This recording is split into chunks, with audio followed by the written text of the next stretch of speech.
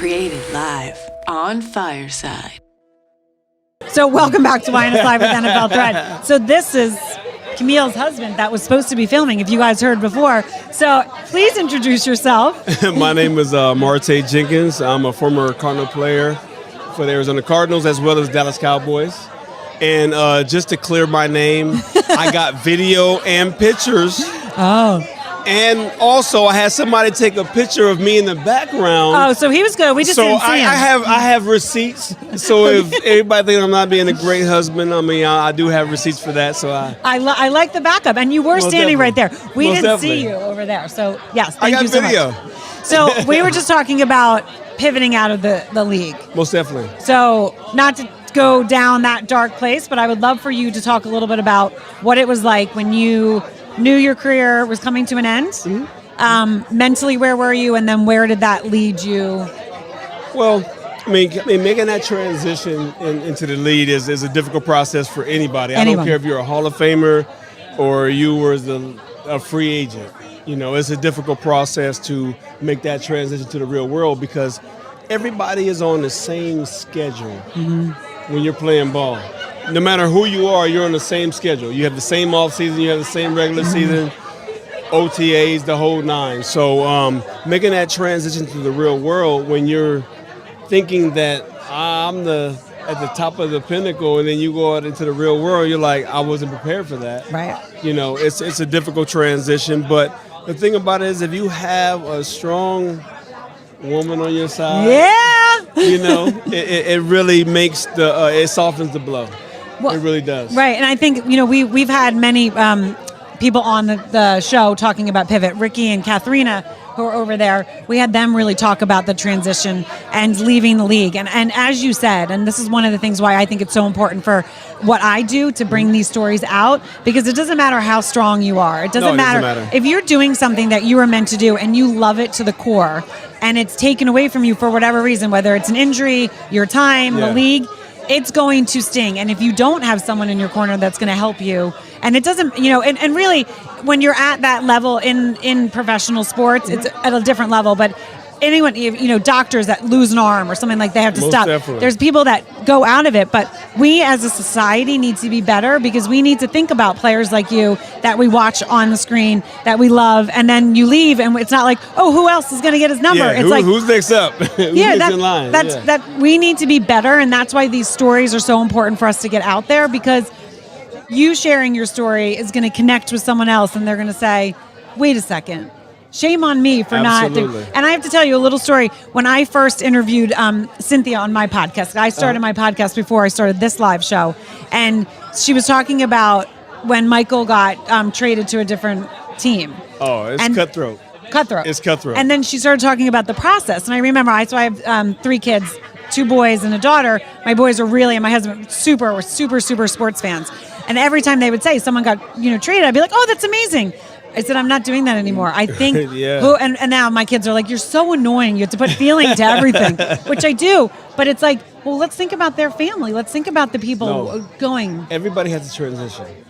Right. Like when I literally got traded from the Dallas Cowboys to the Arizona Cardinals, it was a 4-hour window. Oh. You know, where I had to have a suitcase full of dirty clothes and a suitcase full of clean clothes. Right. Leave my truck. I was a single parent at the time, my son. I had to leave him with a family member because everything happened so fast. And people don't realize the transition and the adjustments that you really have to make. So I got traded. It was a 4-hour window. I got to Arizona at 10 o'clock at night on Monday. Right. This is week 1. So Tuesday, you get your physical. You go to the locker room, get your playbook, everything. Wednesday, you're full pad practice. We have a game on Sunday. Right. Oh. It was literally week 1.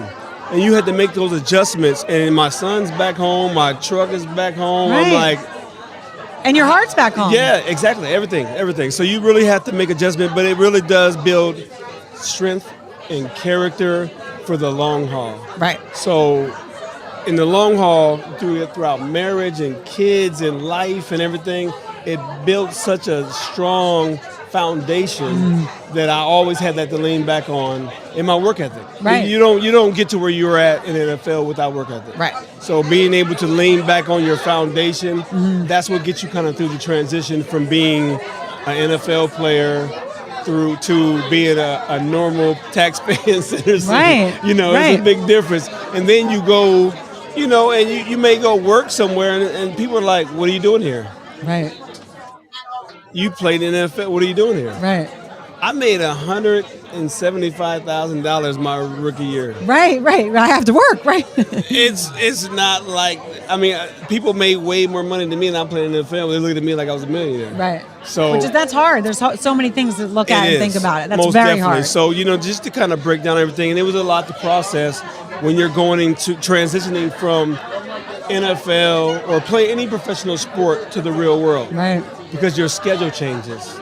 Everything changes. Man, that's hard. So yeah, it's a very good, it's a serious transition, and some people can actually benefit from that transition, and some people kind of fall by the wayside. And it's very disappointing that we do have a lot of people that don't make that transition smoothly. Right. I should say, you know what I'm saying? Because it's not a smooth transition. But you sharing that is so important. So tell people where they can follow you.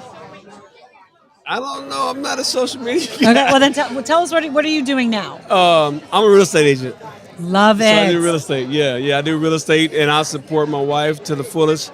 She left a job in corporate world. That's what she was saying. For 21 years, and took the leap of faith to say, I'm gonna go out on my own and make it happen. And so you guys are building that kind of excitingly together. Yeah. And how did you get into real estate? What made you choose real estate? Well, the funny thing about it is when we were dating, we both was in real estate school.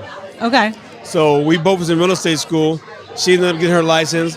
I got a call from the Broncos to sign a 2-year deal with the Broncos. I went to do that. She went to real estate, went to real estate school, and fast forward, she's had her license for 18 years, and I've only had mine for 3. Because God had other plans. Yeah, most definitely. You had to put that on the side. Everything happened for a reason. Right.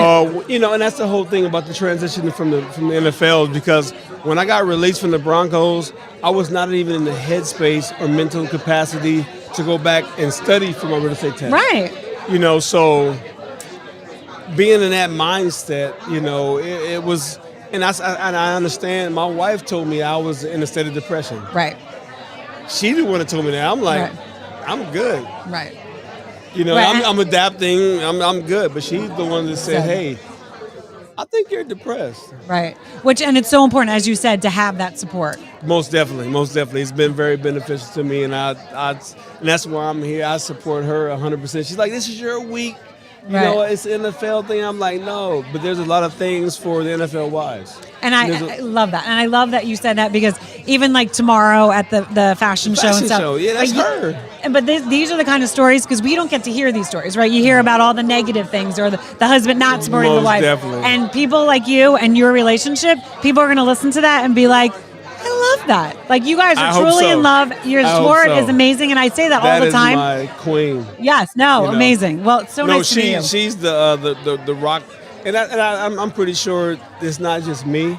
I'm pretty sure this with a multiple of professional wives, or just wives in general, that their wife is the foundation of why everything works smoothly as it does, but they're behind the scenes, so they don't get the recognition. So things of these kind of events, the fashion show is my way of being able to say, hey, I'm giving back to you. That's so awesome. This is your stage. This is you.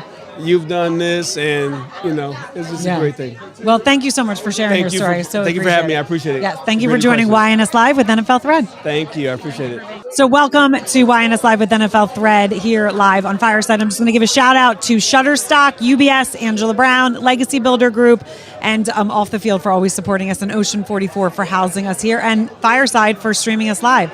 So can you please introduce yourself? Hi, thank you so much for having me. It's just such an honor. My name is Tiffany J Norwood. I am founder and CEO of Your Emotions Matter. Amazing. Oh my gosh. Okay. So many questions, but what brings you here today to this event? Okay.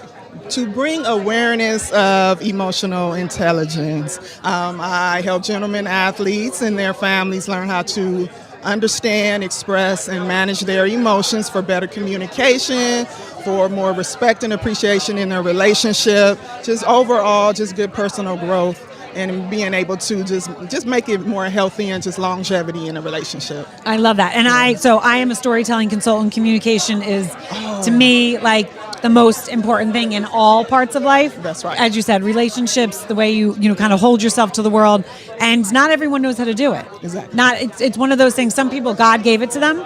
Other people have to practice a little bit. So how did you get involved in that part of the world? Yes. I've been married for 17 years, just come out of a 21-year relationship, and we struggled all the way through. And I knew that during that time there was something going on with the emotions, how the emotions were being handled in our relationship. And it just was the demise of it. So, of course, as a wife, I'm trying to figure out what's going on. How can we fix this? I want a better marriage.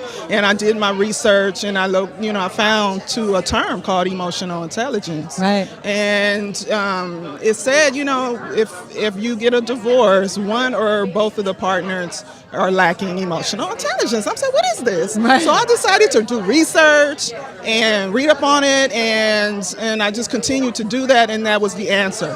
That's the secret sauce, like the foundation of everything. Right. Like we cheat, we holler, we scream, we get angry, but under the foundation of what no one talks about, what we didn't learn in school was how to manage our emotions. Right, which is so cool, and it's so awesome how you decided to do that. So that's what, people will hear this and listen to this and say, interesting, it was a life experience that you had that then brought you into what you do. And so many people kind of miss that in their lives, especially people that are struggling and what to do next in their life. Exactly. It's really interesting if they kind of just get a little introspective and think, okay, what is next? What am I supposed to be doing? Why did God put me on this earth? Exactly. Asking those questions is when you find what you're meant to do. Exactly. And to be honest with you, that was my purpose.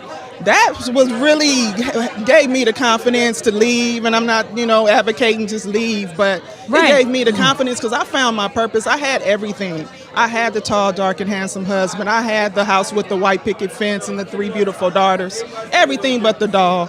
Right. But I was still feeling empty. Right. I would come home from work and I'm like, what? Why am I here? What am I supposed to be doing here? It has to be more than this. So when I found emotional intelligence and began, learning that, becoming certified in that, and deciding to, help the men especially because they're being left out. There's a lot of women empowerment and help out there for the women, but the men are left behind and struggling in silence. And a lot of relationships, men and women are struggling in silence. And that's was the foundation of Your Emotions Matter. Right. And so tell people where they can find you. They can find me under His Emotions Matter or YourEmotionsMatter.com. Oh, wonderful. Thank you so much for joining. My and I love the green. Thank I love you the so green. Much. Love it on you as well. Thank you so much. My pleasure. Such a pleasure to have you on YNS Live. All right. Take care. You too. Bye-bye. So welcome to YNS Live with NFL Thread here live on Fireside. So can you guys introduce yourselves, please? Oh, I'm Anthony Clement. And I'm his wife, Fatima Clement. Well, it's nice to have you guys here. So, thank you. Is this your first NFL Thread event? Yes. It is. Yes. Okay, so I want to know how you guys found out about it. Cynthia, actually I'm with Author Field, Wise Organization, and so an email had came across, and so I signed up, and now we're here to come and enjoy the event. And then you were like, I got to bring my husband, right? Absolutely. So, Cynthia's been doing these for 7 years. The podcast has just been here since last year. Okay. But when you kind of walked in, what was your feel? Well, we eat here, so it was kind of like, okay, we're coming to eat too, but we're going to meet some amazing people. And so we just wanted to just basically show up and show our support because we need this type of support. There is life after football, but most people don't understand that, but there is life after football. And this is a great organization to definitely get involved with. And I did reach out to Cynthia and told her, please keep me in touch because we fly. So we will come to anything she needs us to be a guest appearance for. We're open for it. Wonderful. So you wanted to be involved in the event, right? Yes, I did. Of course, because I am her husband, and yes, I should be involved. But I think one of the best things is like listening to him talk, listening to UBS talk, because it's a lot of truth to this and things that are going on. As husbands of NFL, we do need to communicate with our wives more. They do need to know what's going on. They do need to know everything that's in the household. Because if something happens to us, they have to take over. And it's hard to take over when you have no idea what's going on. Right. And so that's why I was really happy they spoke earlier today about that. Right. Well, and there's so many things, it's gotten better generation after generation, but, even from when boys are little, this is how a boy should be, this is how a girl should be. And it's still, sometimes, even though we know we don't do it, it's still, you have those things. With athletes, it's the same thing. Like, I was just talking to, someone about when you pivot out of the league, us as a society, I call myself the lay person because I'm not in the league, but it's really important that we think about the stories and the people behind that. What does that look like? This was something that, you wanted to do for your whole life, and now you can't anymore for whatever reason, whether an injury, age, it's just not your time anymore. But we need to put the emotions behind it, and it doesn't have to be this big sad party, but let's think about it and respect it. Okay, that person is leaving something that they've loved forever. Let's think, what does that look like? Where can I be to support them? And the fact that, the spouses that are there behind the scenes. We've had many people on Pivot, and a lot of times they say, it's the wives that say to the husband, I think you might be depressed. I think we need to look more into this, that support system. So how do you guys support each other? Well, I've been with him most of his career. So we did go through the trauma and the mental breakdown where he didn't realize he was depressed. And then once he did realize he was depressed, it was an emotional downfall. I couldn't get him to watch football. It non-existent anymore. So it was very hard. But once he came out of it, which took about 2 years for him to really say, I'm really done with football, because my husband loved the sport. Right. Well, that's the thing. He truly loved the sport. So he actually had a career-ending injury. So if my husband would have had his tendon snapped, so he basically would have said no. I still can play, but he had to. Right. It was time for him to go, and that's so hard. It's very hard. And not bring it. I have a son that's 17 that is injured, and it doesn't look like he fractured his pelvis. It's we're not going to go into little details, but he is a soccer player, and he doesn't know if he's ever going to play again. And just watching that, but watching you get into a level where it's your love and you truly love it, and then being injured. If you can just touch on that a little bit. I mean, it was actually like really hard thing to deal with. And even though I got injured, and in my mind, I wanted to believe that it wasn't career ending, that I could still continue to go on.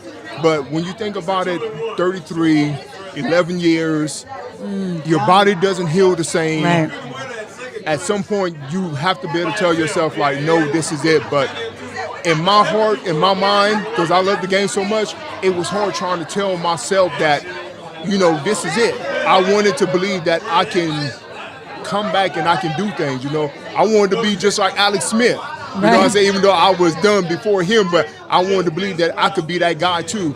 But, it doesn't work out that way for everybody. Yeah. And, the unfortunate part is that we get so wrapped up in it, or we're just too stubborn to realize that when it's over, it's over. Right. And it's done. Right. But also when you have an injury, it's not only that, and I'm going to take this, and it's going to be a little bit of a weird pivot, but as a mom, I had, I wanted to have natural childbirth, and I had to have an emergency cesarean, and I didn't heal the way. I played 2 college sports. I was like, oh, I'm good, I'm strong, I'm going to heal. Yeah. And I remember being like, why is my body failing me? Yeah. Did you go through any of that? Yeah, I did. I really did I wouldn't even really say so much with the injury I had that put me out. I felt like I could come back and I felt strong, but it was the injuries I had after that. So I tore my other quad tendon a few years after that. Then I had reconstructive shoulder surgery. And that was when I started feeling all those things, and I felt like I couldn't rehab myself back to that normal level. That's when I started realizing, like, oh yeah, you were done. Like, in my mind, I finally realized, like, there was no way you could have continued to play this sport. And that must have been hard for you to be on the sidelines watching that. Because we have kids in sports as well. Right. So, and watching my husband can't play something that he loves so much. It was more emotional for me because I had to cry in silence. Right. You know, and I'm trying to be his big cheerleader. Baby, it's okay. But in the other room, I'm bawling because I'm like, what are we going to do? Because this is all he knows. Right. But me, I'm career orientated, so I have my own business. So I was like, financially, we were always good. It was just the mental state of him saying, what do you mean I can't play a sport that I love anymore? These injuries are nothing. I've recovered many of times, but his body said no. Right. His body said no. Right. And then, like I said, the mental state was, regardless of what his body was saying, his mentality was, I'm going back to play. Right. But it didn't happen like that. So he was young, retired at 33 years old. Right. You know, so that was hard adjusting. But we just became full-time parents, and that's just what we've been doing. Right. And, you know, and it's a blessing that your kids got time with you that maybe they wouldn't get. Exactly. So where are you guys now? What are you doing? I own a business. I own a salon. Actually, I've been in business 29 years. I'm a native of Arizona, so this has always been my home. And my husband, he is my right-hand man. I love that. He is the chef. He is the caregiver. Right.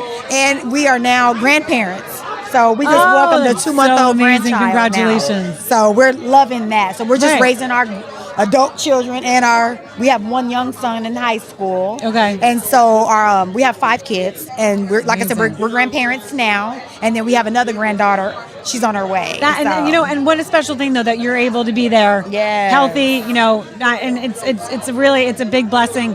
Absolutely. But you know, people listening can feel and be like, oh my gosh, like I can feel what you went through, even though they can't relate completely, but in some parts of your life you can relate. And well, it's really different because my husband, when he played, I actually traveled to every game. I didn't miss, so I was in season with him. So when he said the season is over, I was like, oh dear God, I can go to work. But then it was like when season start, I'm back at work with him. So I basically had multiple jobs. I was a multitasker all the time. But now that he's retired, it's a lot calmer, and I'm able to travel more with him now versus during his time of playing. I didn't have that with him. It was always game day, playing. That's all I knew. So now it's completely calm now. Calm life. But that's amazing. And thank you guys for joining. Thank you for having us. Thank you so much. And tell people where they can find you though. My salon is located in Tempe. I'm in the Tempe Salon Suites. I'm located off of 7707 South Kyrene Road, Suite 110, Tempe, Arizona, 85339. The Hair Biz. I love it. Door number 3. Thank you. And where can people find you? At home. Yeah. I love that. If I'm not helping her, I'm at home babysitting my precious 2-month-old. Oh my God. Where is that? I mean, having 5. I'm one of, so there's 5 of us in my family. I have 3 kids, but 5, 2 dogs, because my husband was like, he only had 1 sibling, and he's like, I can't do this, so we got the 2 dogs. But what does it mean to you now to be there and really be able to be present for your grandchild? It means a lot because, like, you know, when I was playing, wasn't able to be there for my kids, even though they would show up to games, they would come to games. But I don't think anybody realizes that football is year-round for us. Right. So we're at practice, you know, on Mondays. We're there, you know, Wednesday to Saturday. We play on Sundays. And then once the season is over with, you go back to working out and doing all this stuff to take care of your body, make sure that you show up healthy for the next season. So you really don't get to spend time with your kids like you're supposed to. So like now that I'm done, I enjoyed every hour, every minute that I spent with my kids, and I'm enjoying every minute that I spend with this grandbaby. I mean, and how special that legacy, what you have built, and that now what you're like giving your kids that time is amazing. So thank you guys for being here. Thank you. Yeah, and you can just see him beaming. You're so happy to be here. Hey, I like Fat Man. Yeah, that's my dude. Fat Man is my dude. And what a special relationship. I mean, my kids love, like, grandparents are, it's so important. You know, they really are. So, oh my God, you can see that smile. That's amazing. Well, congratulations. Go kiss that baby. Yeah, I will. Thank you so much. You can just tell him you were on a live podcast. All right. Yeah. Thank you guys so much. Thank you. Take care.